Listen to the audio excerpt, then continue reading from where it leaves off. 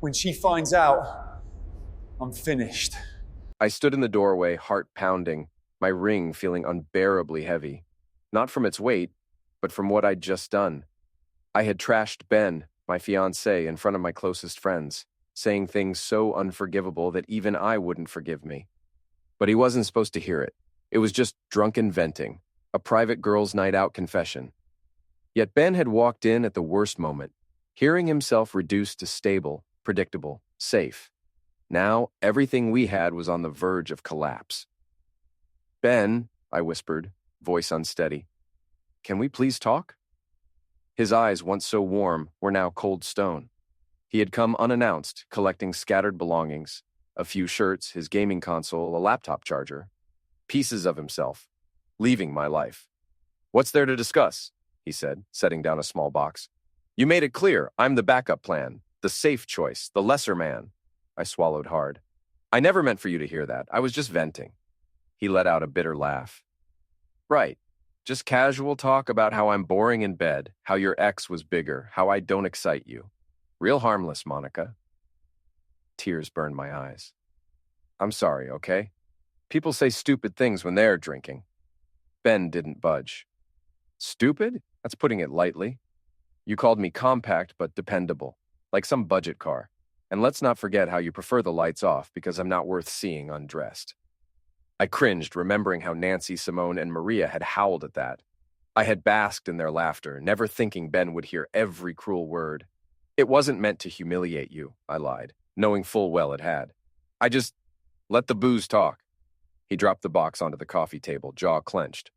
"Right, blame the wine. Anything but owning up to how easily you tear me down." I flinched at his words, was ready. That future was slipping away. "Ben, you can't just walk away. You're my fiancé." His smirk was lifeless. "Fiancé? That's just the title you gave me when you got tired of waiting for someone better." I reached for him, but he stepped aside, heading for the door. "Please," I whispered. "Let me make it right." He turned, voice cold. "And how do you fix the fact that I was just your backup plan? That I'm the guy who pays bills on time but isn't exciting enough for you?" I opened my mouth, but no words came. What could I say? I'd spilled every ugly thought in my head that night. His eyes flickered over me, taking in my trembling stance and tear-streaked cheeks. If he'd seen me like this a week ago, he would have wrapped me in a hug. Tonight he looked right through me. "There's nothing to say," he muttered. "Nothing worth hearing." Ben left, the door's echo hitting like a final blow. I stood frozen, tears falling freely. I didn't know then that this was just the beginning. His war, one that would turn far darker than I ever imagined. That night, after my friends left, still laughing at my jabs at Ben, I felt oddly vindicated. The wine had loosened my tongue, and I unleashed my frustrations. How he was stable but uninspiring, decent but unspectacular in bed, a good provider but lacking excitement. We all overshare, but this was downright cruel. Nancy had smirked, refilling my glass. "Monica, I can't believe you said you'd ditch him if Alistair proposed." "Are you sure about this wedding?" I had giggled. "Just being honest. Remember Alistair? Unstoppable, six-pack, arms for days. Meanwhile, Ben, lights stay off for a reason." They had erupted in laughter. At the time, it felt good to vent, to flaunt my dissatisfaction. No damage done, Ben wasn't there. Except he was. He had come for a charger and overheard everything. His manhood, his performance, his worth shredded before my friends.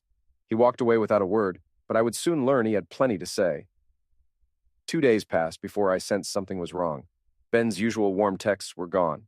No, "Good morning, gorgeous," I assumed he was busy, until the third day, when my phone finally lit up. "Ben, we need to talk. I'll be at your place tonight." A lump formed in my throat, maybe a miscommunication about the wedding, but the moment I opened the door, I knew everything had changed. He stood stiff in the entryway, arms crossed, eyes cold. No kiss, no touch, nothing. "What's going on?" I forced a laugh that died instantly. His stare cut through me. "Where should I start? Maybe with how you called me a placeholder until someone better comes along? Or how you mocked my body, said you'd never climax with me unless you pictured someone bigger?" My stomach dropped. Panic seized me.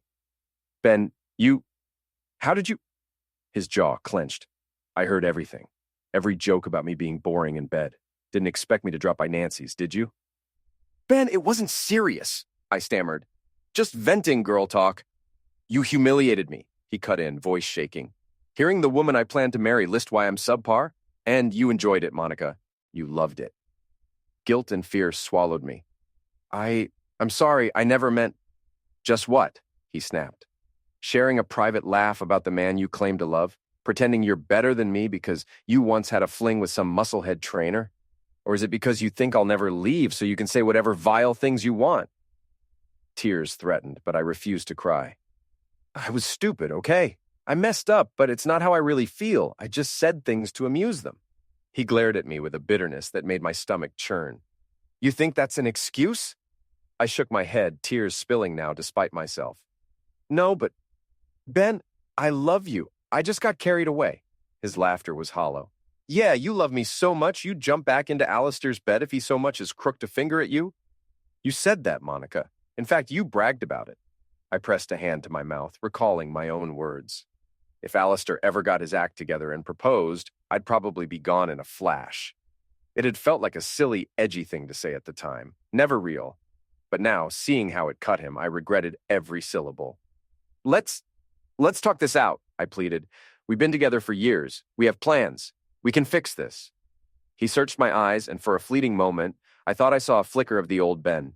Gentle, caring, patient, but it vanished as quickly as it appeared. No, he said, stepping back. I don't think we can fix this. Some words can't be taken back. In the days that followed, our engagement unraveled. Instead of talking it out, we locked into a bitter standoff. Ben ignored my calls for a week. Through a mutual acquaintance, I learned he was staying at a friend's place. No word on our future. Angry and humiliated, I turned to my friends. But they had been part of that cruel conversation. Some admitted we went too far. Others said he was overreacting. Monica, Nancy said as I paced her living room, just own up to it. Apologize. No excuses. I scowled. I tried. He won't listen. He's made me the villain. Maria hesitated. It was brutal. You know how guys are about size. I groaned. I know I messed up, but does that justify him disappearing? We're engaged. We fix things, not run away. Simone snorted. You're forgetting. Men have egos. You basically said he's a last resort. I'd run too. Frustration churned inside me. My friends had encouraged the jokes, yet now they told me to grovel. The hypocrisy stung. But they were right. I had to fix this. Except when I tried, I saw a new side of Ben. One that wasn't just hurt. He was planning something far darker. Late one evening, I heard a knock on my door. My heart soared, hoping it was Ben finally ready to talk.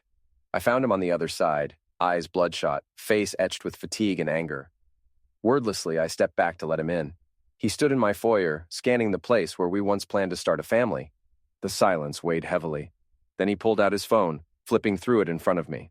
What are you doing? I asked, confused. He flashed the screen in my face. You recognize these? My blood chilled. They were screenshots of text messages. My private chats with Nancy, with Maria. Snippets of me complaining about Ben in vivid, humiliating detail. There was one text where I'd typed, he's sweet, but seriously. Is it too much to ask for a guy who's bigger than average?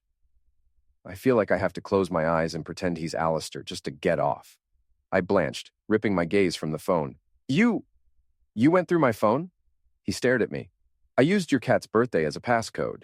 Not exactly secure, and yeah, I wanted to see if what I heard was just an isolated incident. Apparently, it wasn't. My mouth went dry. Ben, that's private. You can't just... He cut me off with a snarl. You want to talk about privacy after you publicly trashed me in front of your friends. Don't make me laugh. I reached out, trying to wrestle the phone from him, but he yanked it away. Ben, delete those. Please. He smiled coldly. Oh, I'm keeping them. Every word, every screenshot. I also have the audio recordings I took that night. Did you know I recorded it all? My phone was in my pocket, capturing the entire conversation about how worthless you think I am. My heart hammered so hard I thought I'd faint. Why would you do that? Leverage, he said simply. You break my heart, I break your image. If you try to spin this story like I'm some monster, or if you try to win sympathy by painting me as incompetent, guess what? I'll show people exactly what you said in your own words. I stared at him, stunned by his sudden vicious streak. You're blackmailing me? He shrugged. If that's what you want to call it, fine. I prefer to think of it as insurance. You humiliated me. Now I have a way to humiliate you back. Seems fair. Tears scalded my cheeks, but I refused to break. I never cheated on you. I just vented. Why are you doing this? His voice dropped to a dangerous hush. Because you're not just some random girlfriend. You're the woman I was supposed to marry. You swore you loved me, and behind my back, you reduced me to a punchline. You made me out to be a flaccid loser who can't keep you satisfied. That deserves more than a simple apology. I sank against the wall, shivering. Ben, what do you want? His lips curled in a grim smile. I want you to suffer the way I did. I want you to see how it feels when your secrets are out, when everyone looks at you with pity or disgust. But I won't do it yet. I'll let you stew, never knowing when or if I'll strike. My throat constricted. The irony wasn't lost on me. I'd always thought of Ben as a safe, boring guy with no capacity for real cruelty. Now, I stood face to face with a man who was calmer, colder, more calculating than anyone I'd ever dated. He pocketed his phone, turned on his heel, and left. No final words, no chance for me to plead further. I sank to the floor in a sobbing heap, realizing that the sweet fiancée I'd taken for granted was gone, replaced by something far more sinister. In a twisted way, my fear fueled new waves of anger. I told myself he had no right to read my private texts, no right to threaten me. If anything, this proved he was the villain I'd mocked him for not being, except now I was on the receiving end. You need to be careful, Nancy warned when I told her what happened. He sounds unhinged. Are you sure you're safe? I scoffed, though my bravado was shaky. Physically, I'm sure he'd never lay a hand on me. But he can ruin my life in other ways. He's got humiliating texts about me hating my job, calling my boss an idiot, faking sick days. If that gets out, I'm finished. Maria bit her lip. Can you do damage control? Like, let your boss know you've been going through a rough time? I groaned. You don't get it. He has real evidence of me planning to skip important meetings, forging doctor's notes, mocking upper management. If I get fired, I could be blacklisted from the entire industry. Nancy frowned. That's insane. I mean, does he really want to destroy you that badly?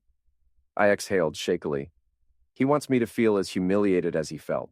I guess he thinks it's justice.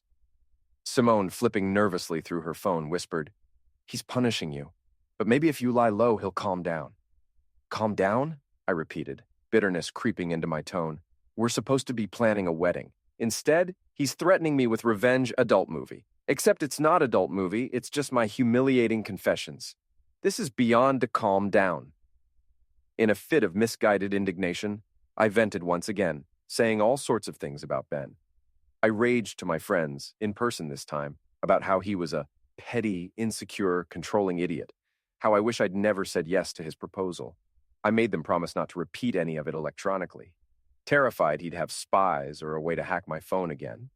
But even as I spilled those toxic words, a dark part of me knew I was only digging myself deeper. One evening, still stewing over everything, I made a reckless decision. I called Alistair, the ex I had so casually compared to Ben. Part of me wanted comfort. Part of me wanted revenge. He picked up on the second ring. Monica, thought you'd be married by now. I forced a laugh. Yeah, the wedding's on hold. Might not happen. He whistled. Guess your fiancé didn't measure up. Swallowing my guilt, I asked to meet. He agreed without hesitation. The next night, we sat at an old date spot, the past rushing back. You once said I made you feel alive, he mused, sliding me a drink. So what happened? I forced a smile. You weren't ready to settle down. I got tired of waiting. He smirked. Maybe I am now. People change. Guilt crept in. Was I really doing this just to spite Ben? But bitterness drowned reason. I leaned in, letting Alistair's hand rest on my thigh, chasing the thrill of desire over stability. Then I saw him, half hidden in shadow, leaning against the wall at the far end of the bar. Ben.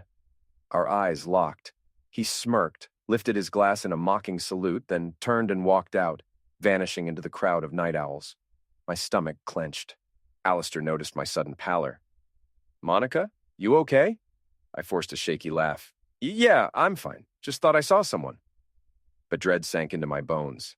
If Ben had witnessed me flirting with Alistair, would he double down on his threats? He'd claimed he wanted me to suffer. Maybe seeing me in another man's arms was exactly the kind of provocation that would push him to unleash every humiliating text, photo, and snippet he had. The next day, a text arrived from Ben. Rooftop lounge on 7th. Tonight, 9 p.m., come alone. My hand trembled around my phone. Was he going to confront me about Alistair? Was this another trap? Still, I had no real choice. So at 9 p.m., I stepped into the swanky rooftop lounge, heart pounding, scanning the clusters of well-dressed patrons. I spotted him on the far side, leaning on a railing that overlooked the city skyline. He wore a dark suit, crisp white shirt, and an expression that chilled me to the bone. "Hi," I said softly, stepping up to him. He nodded in acknowledgement, but didn't smile. "You look good," he said flatly. "Better than last night when you were letting Alistair grope you in public." I bristled, face heating. "So you were watching." He shrugged, swirling the drink in his hand. "Guess I wanted to see how far you'd go. Another piece of evidence, if you will." I swallowed, fighting back tears. "I never cheated on you. You walked out before anything happened." His eyes flicked to mine, cold. "So you're asking me to be grateful that you only openly flirted with your ex while we're still technically engaged? That's your big moral stance?" I averted my gaze, embarrassed. "What do you want me to say?" He drained his glass, set it aside. "I want you to stop playing the sufferer. You set this in motion when you decided to humiliate me behind my back, and now you're openly humiliating me in front of everyone else. It's like you can't help but degrade me, even after you know I'm ready to break you if you cross a line." My heart pounded so fiercely, I thought my chest might explode. "Ben, I swear, I wasn't trying to humiliate you. I was just upset, angry. Everything is a mess." He scoffed. "You think you're the only one who's upset? You think I enjoy lurking around, hoping you don't escalate? This is your fault, Monica. You made me realize I was never truly respected or desired in this relationship." Tears welled in my eyes. "I respect you. Stop lying," he hissed. "You told them my body is a joke compared to your ex. You said I'm too boring to keep you happy. You fantasize about him while we're in bed together. That's not respect." I clutched the railing, struggling to breathe. "I never meant it. It was drunk talk." His gaze narrowed. "I'm starting to think everything you say is just talk. Drunk or not, you said it, and you meant enough of it to repeat it multiple times." Silence stretched, broken only by the distant hum of city traffic and the quiet chatter of loungegoers behind us. My tears fell freely now, no longer caring about my makeup or my composure. If there was even a shred of pity left in his heart, I prayed he'd see how sorry I was. Instead, he leaned in close, voice a low rasp. "You want to push me further? Keep messing with Alistair. Keep telling your friends I'm worthless. Do it, because I'll nuke your life, Monica.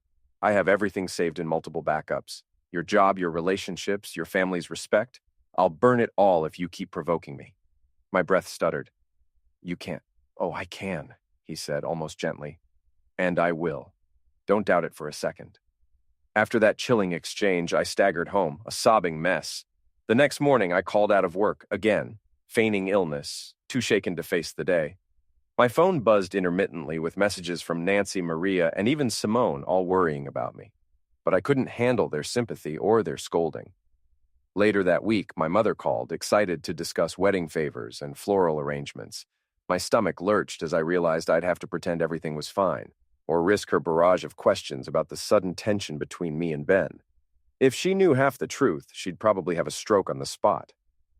That evening, I forced myself to approach wedding tasks with robotic determination, sifting through catalogs and color schemes. I typed out a text to Ben, half of me hoping to broker a truce. "Monica, let's talk. We can't keep fighting like this. If we're ending it, we need closure. If we can salvage something, we need to try." No reply came.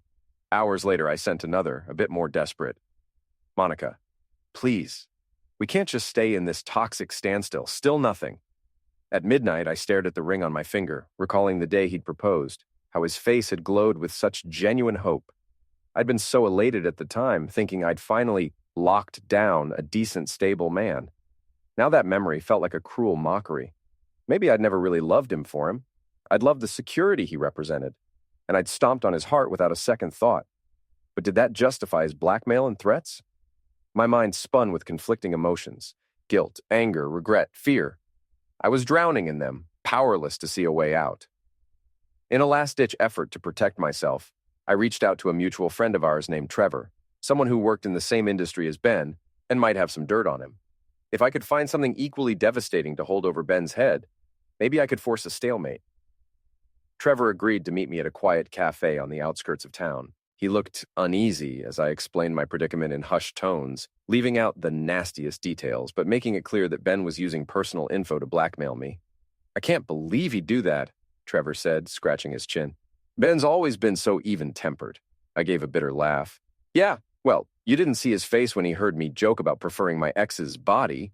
It changed him. Trevor nodded, then leaned closer. So, you need leverage. Relief flickered in me. Yes, anything that can get him to back off. I know he's not squeaky clean.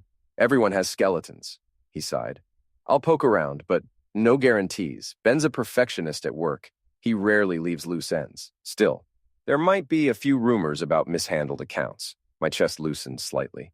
Thank you.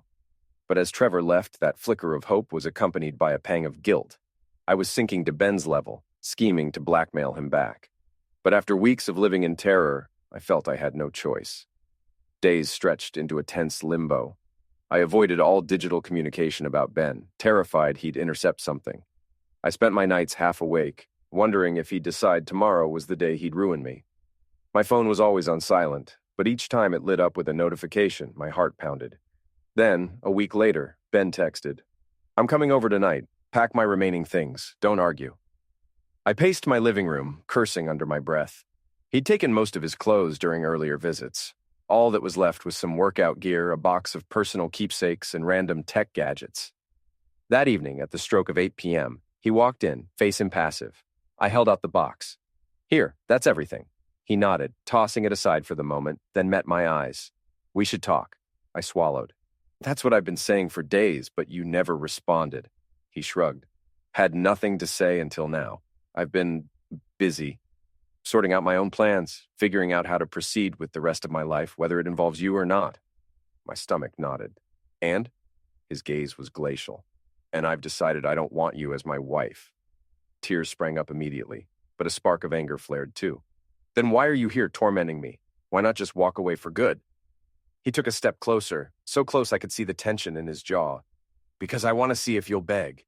I want to see you on your knees, admitting how wrong you were to treat me like dirt." A wave of humiliation crashed over me. "You're sick." A bitter smirk flickered across his face. "Am I? Or am I just responding in kind to what you did? If you'd had even an ounce of restraint, we'd still be picking out wedding cakes. Instead, I'm standing here, contemplating how best to break you." A sob tore from my throat. "I'm sorry, Ben, please, I know I messed up. If you want me to get on my knees, fine." My legs started to buckle. He grabbed my arm, startling me.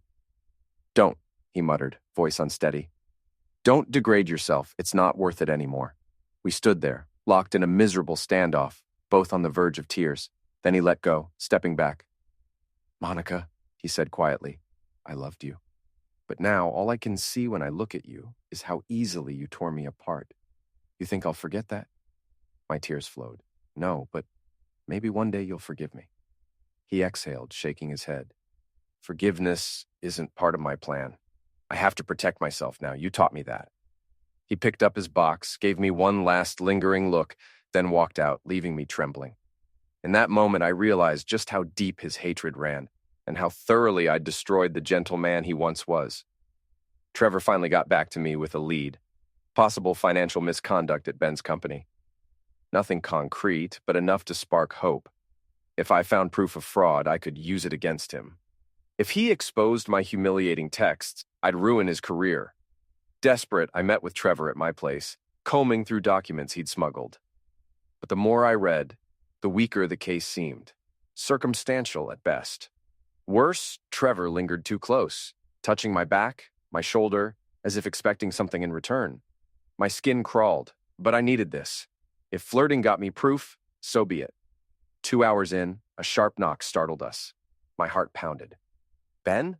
I checked the peephole. Nothing. Another knock. I cracked the door. Taped to the frame was a small envelope. No sender. I tore it open. Inside, a single USB drive labeled with my initials. Trevor watched as I plugged it in. A folder appeared. "Play Me." Clicking it, my screen filled with grainy black and white footage. Nancy's house. My voice, slurred with wine, rang out. Ben is so unbelievably smaller than Alistair. I can't even pretend otherwise. The audio was crystal clear. I had never realized someone had been recording. Tears burned my eyes as the video continued, capturing my girlfriend's laughter, my smirking face. The entire humiliating monologue was immortalized. And at the end, a message flashed on screen. I have more. Trevor looked at me, horrified. He's blackmailing you. This is serious. I nodded numbly, my throat too tight to speak. The worst part was the footage validated everything Ben said. He had recordings, and he wasn't afraid to use them. Even if I threatened him with some shady office scandal, he could bury me with that single clip. Days passed without word from Ben, but the USB drive's message kept me in a constant state of dread. My job was precarious enough. If that video leaked to anyone influential in my life, I might as well pack a bag and leave town. That's when I realized I had one last card to play, a heartfelt public apology. If I confessed my cruelty and begged for his forgiveness openly, maybe I could rob him of the power he had over me. Sure, it would be humiliating, but at least it would be on my terms. I texted him again.